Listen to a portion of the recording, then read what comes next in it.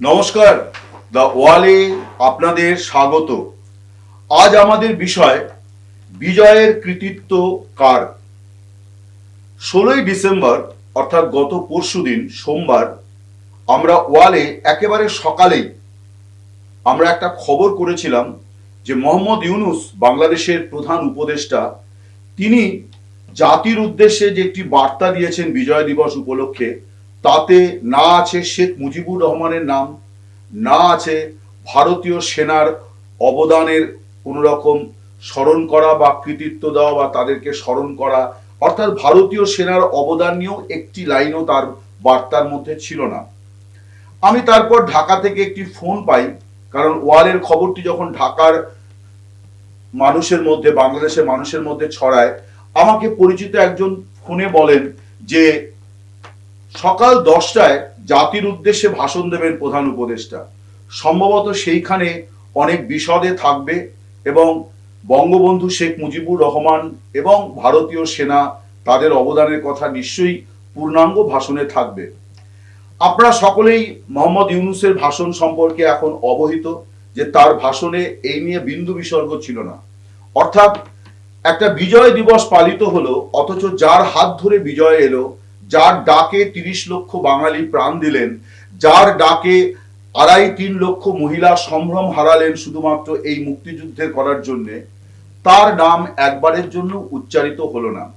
যদিও গত 4.5 মাসে অর্থাৎ 5 আগস্টের পর এটাই বাংলাদেশের একেবারে পরিচিত দৃশ্য বা সরকারের একেবারে পরিচিত প্রতিক্রিয়া, অর্থাৎ মুজিব শব্দটি, মুজিবুর রহমান, একে সম্পূর্ণ মুছে ফেলো। অন্যদিকে যতভাবে সম্ভব ভারতের কৃতিত্ব, ভারতের অবদান এবং বন্ধুত্বের বিষয়গুলোকে নিয়েও প্রশ্ন তোলো। এইটা হচ্ছে একটা নতুন ন্যারেটিভ বা নতুন একটি ধারণা বা নতুন একটি বর্ণনা তৈরি করা হচ্ছে বাংলাদেশের অভ্যন্তরে। তাতে সরকারি লোকেরা তো আছেনই, সরকারের সমর্থকেরাও আছেন। বিতর্ক দানা বাঁধল আরো অনেক পরে, যখন ভারতের প্রধানমন্ত্রী নরেন্দ্র মোদী তিনি একটি এক্স পোস্টে তিনি ভারতের শহীদ সেনাদের অবদান স্বীকার করলেন।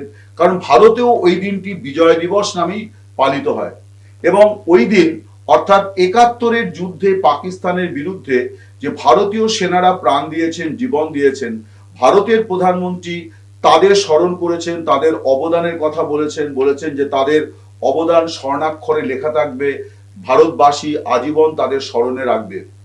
একেবারে একজন প্রধানমন্ত্রী তার দেশের সেনাবাহিনী এবং শহীদ সেনাদের যেভাবে শ্রদ্ধা জ্ঞাপন করার কথা তিনি তাই করেছেন।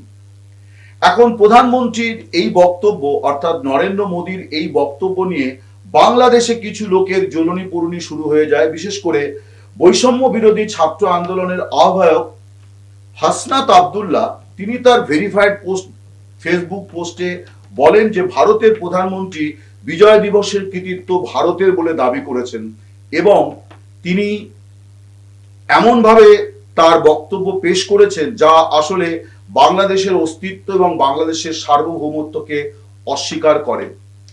হাসনাত আব্দুল্লাহ এই মুহূর্তে একটি পরিচিত মুখ। তিনি বয়সে নবীন, এখনো সম্ভবত তিনি ছাত্র, কিন্তু তিনি বৈষম্য বিরোধী ছাত্র আন্দোলনের অন্যতম মুখ। স্বভাবতই তিনি যা পোস্ট করেন তাতে বহু লোক মতামত দেন এবং সরকারের ওপর যেহেতু ছাত্রদের একটা প্রভাব আছে, স্বভাবতই সরকারি লোকেরাও এই ছাত্র আন্দোলনের নেতাদের অর্থাৎ বৈষম্য বিরোধী ছাত্র আন্দোলনের যারা সামনের সারিতে ছিলেন, সমন্বয়ক যাদেরকে বলা হচ্ছে, এই প্রধান সমন্বয়কদের কথাকে যথেষ্ট গুরুত্ব দেন। ফলে দেখা গেল যে আস্তে আস্তে সরকারি মহল থেকেও হাসনাত আব্দুল্লাহর বক্তব্যের সঙ্গে সুর মেলানো শুরু হলো। এখন কেন এটা হলো এ নিয়ে নানান বক্তব্য আছে। আমরা সবাই জানি যে ভারত বিরোধিতা এই মুহূর্তে বাংলাদেশের একটা বড় এজেন্ডা। ভারতের বিদেশ সচিব বিক্রম মিশ্রি তিনি দিন 10 আগেই ঢাকা সফর করে এসেছেন এবং সেখানে তিনি কিন্তু বর্তমান ইউনূস সরকারের সঙ্গে ভারত যে একেবারে হাতে হাত মিলিয়ে কাঁধে কাঁধ মিলিয়ে কাজ করতে চায় সেই বার্তাও দিয়ে এসেছেন। কারণ ভারত সরকার এটা দেখে না যে ক্ষমতায় কে আছে, ভারত সরকার দেখে প্রতিবেশীকে যেহেতু বদলানো যায় না, ফলে প্রতিবেশীর অভিভাবক যিনি হবে তার সঙ্গেই ভারত কাজ করবে। কিন্তু দেখা যাচ্ছে বাংলাদেশের অভ্যন্তর থেকে বারে বারে এরকম একটা বিরূপ প্রতিক্রিয়া দেওয়া হচ্ছে, যেখান থেকে দুদেশের সম্পর্কটা স্বাভাবিক হওয়ার দিকে এগোচ্ছে না। এখন এই যে হাসনাত আবদুল্লাহর বক্তব্য, এই বক্তব্য নিয়ে আমি একজনের বক্তব্য আপনাদের সামনে পড়ে শোনাই, যা তিনি একজন বাংলাদেশি নাগরিক, তার সঙ্গে আমার ব্যক্তিগত কোনো আলাপ পরিচয় নেই। তার নাম ইমতিয়াজ মাহমুদ। ইমতিয়াজ মাহমুদ তিনি আজকে অর্থাৎ বুধবার সকালে তার ফেসবুকে একটি পোস্ট করেছেন, সেখানে তিনি এই বিষয়টা নিয়ে তার অভিমত দিয়েছেন যে কেন বাংলাদেশ থেকে এই ধরনের প্রতিক্রিয়া তৈরি হচ্ছে। যে ভারতের প্রধানমন্ত্রী বিজয় দিবসের কৃতিত্ব দাবি করেছেন, বাংলাদেশের অবদান স্বীকার করেননি, এই যে বিষয়গুলি, এই বিষয়গুলি নিয়ে তিনি বলেছেন যে কথা, আমি সেটা আপনাদের পড়ে শোনাই, কারণ বিষয়টি এখন প্রাসঙ্গিক। তিনি লিখেছেন, 16ই ডিসেম্বর উপলক্ষে ভারতের প্রধানমন্ত্রী নরেন্দ্র মোদীর একটি এক্স পোস্ট বার্তা নিয়ে অনেকেই উত্তেজিত হতে দেখছি। ওদের আপত্তির কারণটা হচ্ছে, যতটুকু বুঝেছি, ভারত কেন 16ই ডিসেম্বরকে বিজয় দিবস হিসেবে পালন করবে। যারা উত্তেজিত হয়ে নানা কিছু লিখছেন, ওদের ওইসব লেখা দেখে বিস্মিত হয়েছি, এ কথা বলতে পারবো না। এমনিতেই আমাদের পড়ালেখা জেনা লোকজনের অজ্ঞতার মাত্রা যে কতটা ভয়াবহ, সে কথা তো আমরা সকলেই জানি আর কি। সেই সাথে যদি আপনি ক্রনিক ভারত বিরোধিতা উপসর্গ যোগ করেন, সাথে এক চিমটি সাম্প্রদায়িকতা, তাহলে এই রকম পোস্ট তো বের হবেই। অনুপান হিসেবে সাথে যদি এক চামচ রাজাকারি যোগ করেন, তাহলে তো কথাই নাই। তিনি আসলে বলতে চেয়েছেন, তারপরে তিনি বলেছেন যে বাংলাদেশের অনেকেই, এই প্রজন্মের তো বটেই, অনেকেই তারা জানেন না, এবং এই না জানাটার মধ্যে যেমন অজ্ঞতাজনিত কারণ আছে, তেমনি সচেতনভাবে না জানার ভান করা একটা প্রবণতা আছে। সেটি হচ্ছে যে 71-এর যে যুদ্ধ, সেই যুদ্ধটা ছিল পাকিস্তানের বিরুদ্ধে ভারতের তৃতীয় যুদ্ধ। দেশভাগের পর একেবারে 1947-এই কাশ্মীরে দুদেশের মধ্যে লড়াই হয়েছিল, সদ্য স্বাধীন দুটি দেশ লড়াই করেছিল। তারপর আবার 1965-তেও দুটি দেশের মধ্যে লড়াই হয়। তৃতীয় যুদ্ধটি হয়েছিল 1971 সালে। এছাড়া 1999 সালে আরো একটা যুদ্ধ হয়েছিল, যেটাকে সরকারিভাবে ওয়ার বলা হয় না, কনফ্লিক্ট বলা হয়। সেটা হচ্ছে কার্গিল কনফ্লিক্ট, অর্থাৎ কাশ্মীরের কার্গিল সীমান্ত দিয়ে পাক সেনারা ভারতে ঢুকে পড়েছিল, তার জবাব ভারত দিয়েছিল। সেটাও একটা বিজয় দিবস, সেই যুদ্ধেও কিন্তু ভারত বিজয়ী হয়েছে। এখন বাংলাদেশের অভ্যন্তরে এই যে ভারতের প্রধানমন্ত্রীর বক্তব্য নিয়ে বলা হচ্ছে, এই নিয়ে দু চার কথা আমি আপনাদের সামনে বলতে চাই। সেটা কিন্তু ইতিহাসেরই কথা। এটা ঠিক যে 25শে মার্চ রাতে বঙ্গবন্ধু শেখ মুজিবুর রহমান তিনি স্বাধীনতার ডাক দিয়েছিলেন। ইনফ্যাক্ট স্বাধীনতার ডাকটি তিনি 7ই মার্চেই দিয়েছিলেন। তিনি বলেই দিয়েছিলেন, এবারের সংগ্রাম মুক্তির সংগ্রাম, এবারের সংগ্রাম স্বাধীনতার সংগ্রাম।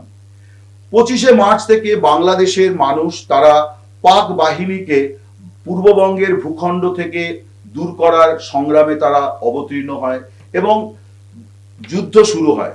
কিন্তু সেই যুদ্ধটা কাদের মধ্যে হচ্ছিল? সেই যুদ্ধটা হচ্ছিল রাষ্ট্রীয় বাহিনীর সঙ্গে জনগণের, অর্থাৎ সেটা ছিল একটি জনযুদ্ধ। বাংলাদেশের মানুষ, অর্থাৎ 25শে মার্চের রাত থেকে বা 26শে মার্চের প্রথম প্রহর থেকে যে ভূখণ্ডের নাম হয়ে গেল বাংলাদেশ বঙ্গবন্ধুর ডাকে, সেই বাংলাদেশের মানুষ তারা যুদ্ধ শুরু করলেন দখলদারদের বিরুদ্ধে, যে তোমরা আমাদের দেশ ছেড়ে চলে যাও। এটা ছিল একটা জনযুদ্ধ। অন্যদিকে ভারতের সেনাবাহিনী তারা যুদ্ধ করেছিল পাকিস্তানের অভ্যন্তরে গিয়ে, এবং সেই যুদ্ধটা পূর্ব প্রান্তে বাংলাদেশের মাটিতে হয়েছিল পাক সেনার বিরুদ্ধে। আমরা সবাই জানি যে অফিসিয়ালি যুদ্ধটা 3 ডিসেম্বর শুরু হয়েছিল, এবং সে যুদ্ধ ভারত শুরু করেনি, সে যুদ্ধ শুরু করেছিল পাকিস্তান। তারা এই জন্য করেছিল যে তারা বুঝতে পারছিল যে বাংলাদেশে, অর্থাৎ পূর্ব পাকিস্তানে বাঙালিরা যে এইভাবে তাদেরকে জবাব দিচ্ছে, তার পেছনে ভারতীয় সেনার অবদান আছে। এবং একথা সবাই জানেন যে মুক্তিযোদ্ধাদের ট্রেনিং দেওয়া, তাদের যুদ্ধ কৌশল শেখানো, তাদের কমান্ডো ট্রেনিং দেওয়া, এবং সমাজের সব স্তরের মানুষ, তারা কেউ কিন্তু প্রশিক্ষিত সেনা নন, বা সেনার প্রাথমিক জ্ঞানটুকু তাদের ছিল না। তাদের একেবারে যুদ্ধের ক খ ভারতীয় সেনাবাহিনী শেখাচ্ছিল, সেটা পূর্ব পাকিস্তানের অভ্যন্তরে গোপন ডেরাতে, এবং ভারতেও সেটা হচ্ছিল। তার কারণ বাঙালির এই মুক্তি সংগ্রামে ভারত পাশে থাকার সংকল্প করেছিল। একথা ঠিক যে ইন্দিরা গান্ধী একই সঙ্গে দুটি উদ্দেশ্য সাধন করতে চেয়েছিলেন। তিনি একদিকে যেমন বাঙালির মুক্তি সংগ্রামে পাশে দাঁড়িয়েছিলেন, তেমনি একই সঙ্গে তিনি পাকিস্তানকে সমুচিত জবাব দিতে চেয়েছিলেন।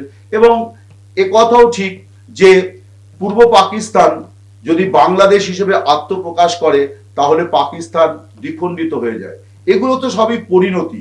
কিন্তু যুদ্ধ কেন হয়েছিল? যুদ্ধ হয়েছিল এই জন্যে যে 3 ডিসেম্বর পাকিস্তান প্রথম ভারতের পশ্চিম প্রান্তে কিছু বিমান ঘাঁটিতে তারা বোমা নিক্ষেপ করে। পাকিস্তানি সেনাবাহিনীর কাছে হয়তো এরকম কোনো গোয়েন্দা রিপোর্ট ছিল যে ভারতীয় বিমান বাহিনী তাদের বিমানগুলি উন্মুক্ত আকাশের নিচে রেখে দিয়েছে, ফলে কোনো বড় কোনো ক্ষতি তারা করতে পারেনি।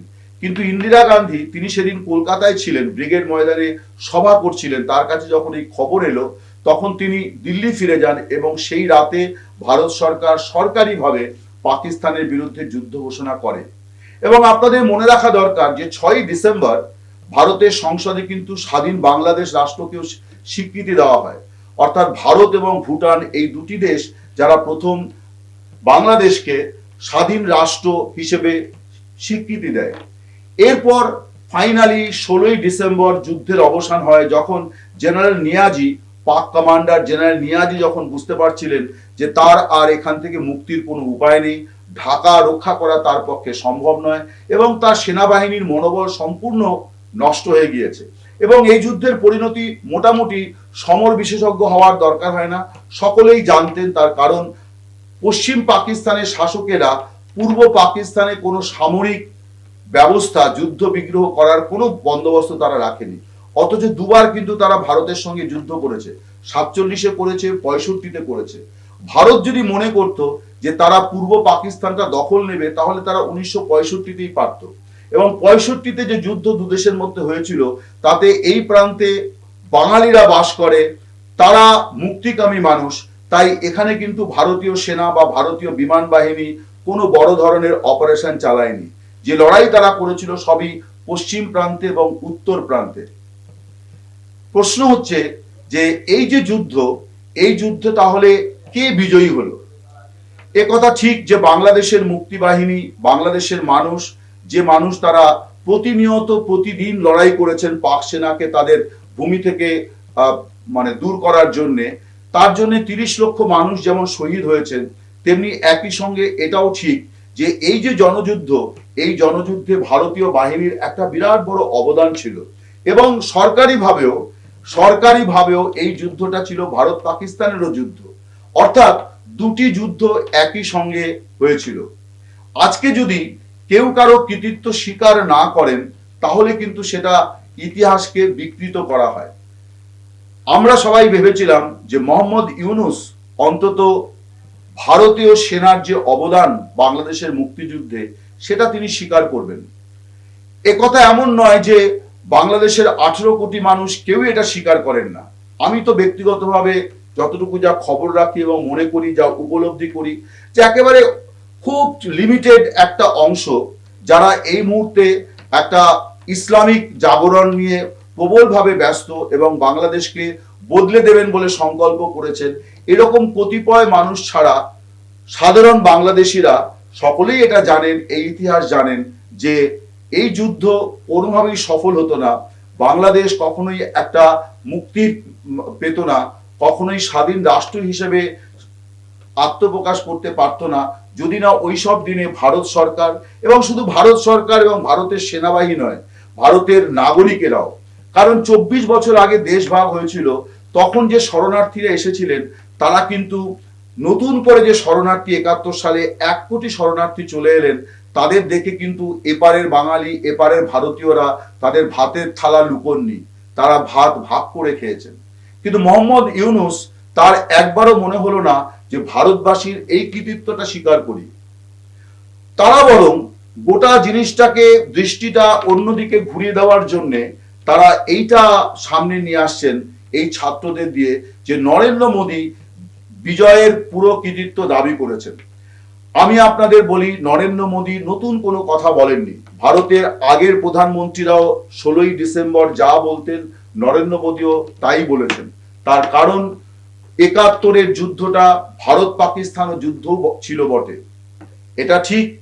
ওই যুদ্ধে যে জনযুদ্ধ পাকিস্তানের সেনাবাহিনীর বিরুদ্ধে বাংলাদেশের অর্থাৎ পূর্ব পাকিস্তানের মুক্তিকামী মানুষ করেছেন, সেটাও যেমন সত্য, তেমনি ভারতের সেনাবাহিনীর বলিদান সেটাও সমানভাবে সত্য।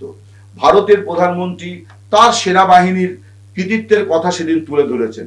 এর মানে এই নয় তিনি কারো কৃতিত্বকে অস্বীকার করছেন। কিন্তু সাধারণ বুদ্ধিতে কি বলে? সাধারণ বুদ্ধিতে বলে যে একটা কৃতজ্ঞতা স্বীকারের দায় কিন্তু বাংলাদেশের শাসকদের উপর বর্তায়। মোহাম্মদ ইউনূস তা করেননি। আমি এটা নিয়ে একেবারেই অবাক হইনি। তার বরং আমি এই যে বিজয় দিবসের কৃতিত্ব নিয়ে বাংলাদেশের বর্তমান শাসকেরাও উঠে পড়ে লেগেছেন, এটা নিয়ে আমি বরং অনেকটা বিস্মিত হচ্ছি। তার কারণ বিজয় দিবস নিয়ে তাদের মধ্যে অনেক বিভ্রান্তি আছে। বাংলাদেশের এই সরকারের উপদেষ্টাদের মধ্যে অনেকে আছেন যারা মনে করেন যে বিজয় দিবসটাই একেবারে ফালতু ব্যাপার ছিল, এটা একটা লোক দেখানো বিষয় ছিল। মুক্তিযুদ্ধ, স্বাধীনতার যুদ্ধ এগুলো সমস্ত বাজে কথা। বহু মানুষ আছেন এবং তারা এই সরকারের প্রাণ ভোমরা। এটাই সবচেয়ে বড় দুর্ভাগ্যের, যে এই সরকারের তারা প্রাণ ভোমরা, যারা মুক্তিযুদ্ধের বিরোধিতা করেছেন, স্বাধীনতার সময় দেশের মানুষের নারীদের সম্ভ্রম লুট করেছেন, দেখিয়ে দিয়েছেন কোন বাড়ির কোন ছেলে মুক্তিযোদ্ধা, এবং নানানভাবে তারা পাকিস্তানি সেনাবাহিনীকে সাহায্য করেছেন এবং তারা কখনো চাননি যে পাকিস্তান থেকে পূর্ব পাকিস্তান আলাদা হয়ে যাক। সেই শক্তি বাংলাদেশে এখন অনেক বড় আকারে মাথাচাড়া দিয়েছে। তারা সংখ্যায় কম, কিন্তু তারা এই মুহূর্তে পরিস্থিতির কারণে তারা অনেক বেশি শক্তিশালী ভূমিকা নিতে পারছেন। আমি তো অবাক হয়েছি যারা শেখ মুজিবুরের অবদান স্বীকার করে না, যারা আদালতে গিয়ে বলে যে জাতির পিতা শেখ মুজিবুর রহমান, এই শব্দের কোনো মানে নেই, যারা জয় বাংলা শব্দকে জাতীয় স্লোগান মানতে চান না, তারা হঠাৎ করে কি এমন দেশপ্রেমী হয়ে গেলেন? তারা তো মুক্তিযুদ্ধটাকেই স্বীকার করেন না। তাহলে বিজয় দিবসের কৃতিত্ব নিয়ে এই মারামারি, কামড়াকামড়ি এবং ছেলে মানুষই দাবি, ছেলে মানুষই পোস্ট, এগুলির কি অর্থ আছে? এগুলোর একটাই উদ্দেশ্য, দেশবাসীকে বিভ্রান্ত করে রাখা, দেশপ্রেমের টনিক খাওয়ানো। তার কারণ মানুষ দ্রব্যমূল্যতে তারা দিশেহারা, আইন শৃঙ্খলা নিয়ে মানুষ চরম চিন্তার মধ্যে আছেন, তারা দুশ্চিন্তার মধ্যে তাদের দিন কাটছে। বাংলাদেশের অর্থনীতি ক্রমশ অবনতির দিকে যাচ্ছে। আমরা সবাই জানি যে গার্মেন্ট ইন্ডাস্ট্রির যে ব্যবসা, সেই আন্তর্জাতিক ব্যবসার একটা বড় অংশ এখন পাকিস্তানের হাতে চলে যাচ্ছে, কারণ বাংলাদেশে গার্মেন্ট ইন্ডাস্ট্রি এখনো স্বাভাবিক অবস্থায় যায়নি এই গণ অভ্যুত্থানের পর। ফলে বাংলাদেশের অভ্যন্তরে তাদের শাসকদের অনেক রকম সমস্যা। একদিকে রাজনৈতিক দলগুলো তারা দ্রুত নির্বাচন চাইছে, বিএনপি তো পারলে কাল নির্বাচন হোক এইরকমই প্রায় দাবি তুলেছে, কারণ তারা বুঝতে পারছে যে যত নির্বাচন বিলম্বিত হবে তত আওয়ামী লীগ শক্তিশালী হয়ে ফেরত চলে আসতে পারে। বৈষম্য বিরোধী ছাত্ররা তারা রাজনৈতিক দল তৈরি করে তারা ময়দানে আরেকটা প্রতিপক্ষ হিসেবে আসতে পারে। ফলে বিএনপি প্রবলভাবে চিন্তিত, তারা মোটেই এই সরকারের মুখে তারা যাই বলুক না কেন, তারা প্রবলভাবে অসন্তুষ্ট এই সরকারের। মোহাম্মদ ইউনূস তিনি ভোট কবে করাবেন এই নিয়ে নানান ধরনের কথাবার্তা তিনি বলছেন। কখনো তিনি বলছেন যে 2025-এর শেষে, আবার পরের দিনই দেখা যাচ্ছে তার প্রেস সচিব তিনি বলছেন যে 2026-এর জুন নাগাদ হলেও হতে পারে, কিন্তু অথবা যদি, এরকম নানান কথা দিয়ে কিন্তু ভোটের বিষয়টিকে পেশ করা হচ্ছে।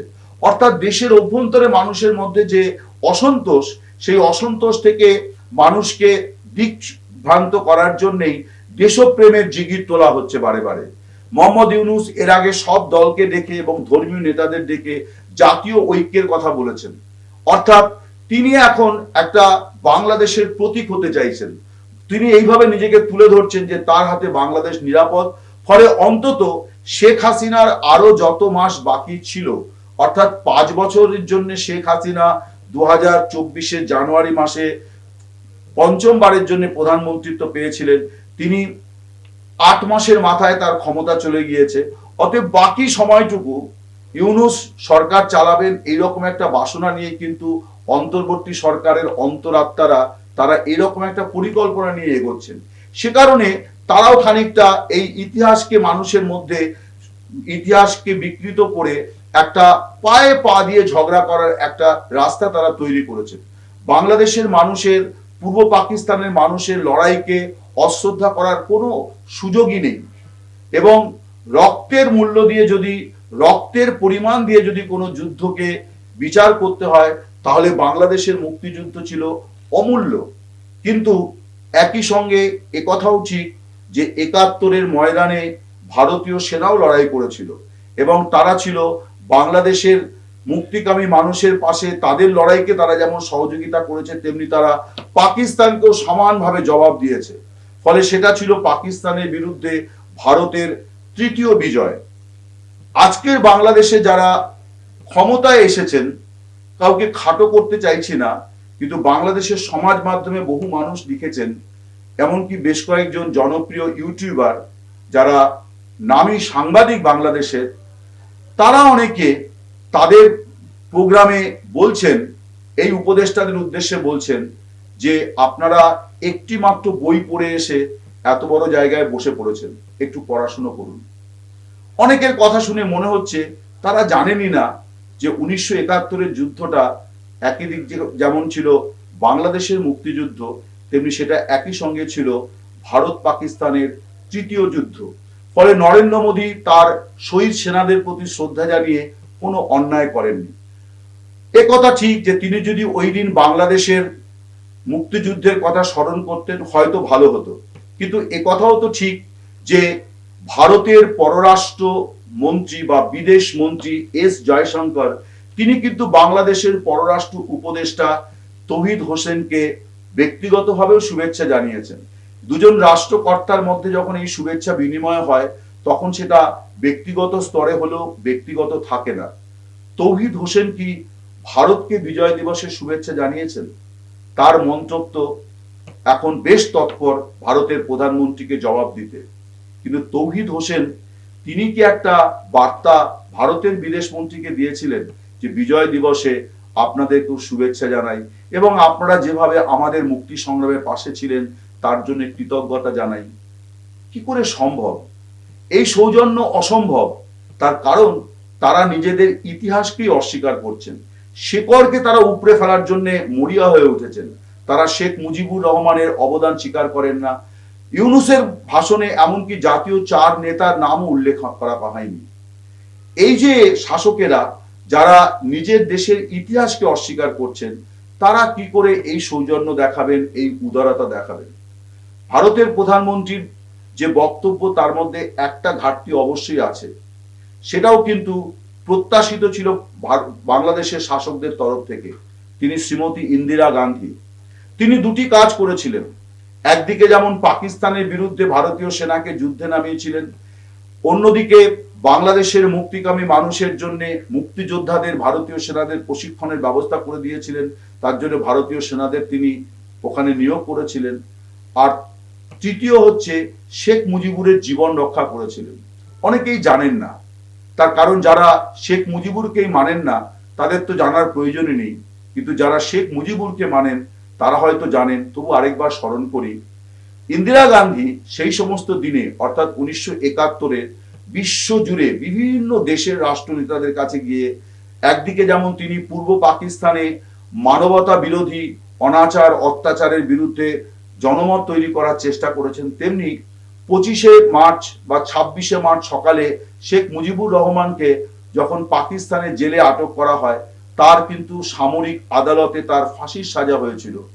তাকে যাতে মৃত্যুদণ্ড তার কার্যকর করতে না পারে পাকিস্তানি সরকার, তার জন্য ইন্দিরা গান্ধী বহু দেশ ভ্রমণ করে রাষ্ট্র নেতাদেরকে তিনি বলেছিলেন আপনারা চাপচিত তৈরি করুন, কোনোভাবে যেন শেখ মুজিবুর রহমানকে পাকিস্তানি সেনাবাহিনী এবং সরকার হত্যা করতে না পারে। ইন্দিরা গান্ধীর দৈত্যের ফলে কিন্তু এই জিনিসটি সম্ভব হয়েছিল। তা নাহলে শেখ মুজিবুর রহমান দেশে ফিরতে পারতেন কিনা, এটাও একটা বড় প্রশ্ন চিহ্ন। কিন্তু আজকের বাংলাদেশের শাসকেরা জাতিকে অকৃতজ্ঞ করে তোলার একটা অভিযানে নেমেছেন। তারা যেমন মুজিবের অবদান স্বীকার করেন না, তারা কি করে ইন্দিরা গান্ধীর অবদান স্বীকার করবেন? কি করে বা তারা ভারতের অবদান স্বীকার করবেন? নমস্কার, শুভরাত্রি, ভালো থাকবেন।